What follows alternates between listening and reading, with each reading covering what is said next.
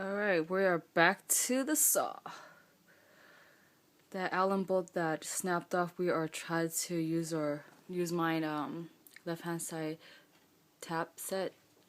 drill set to remove the broken bolt inside this little shaft. Yes, let me go ahead and drill it out.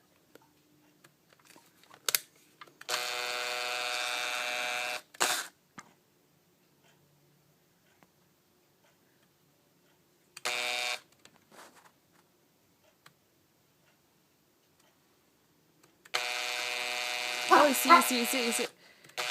This drill is actually going forward and this tip is reversing it out while we go forward. So there you go. Find a matching bolt is the next step. Yay! Yeah. And then in the process of trying to remove this broken bolt, I snapped two of my left hand side drill bits. So yeah.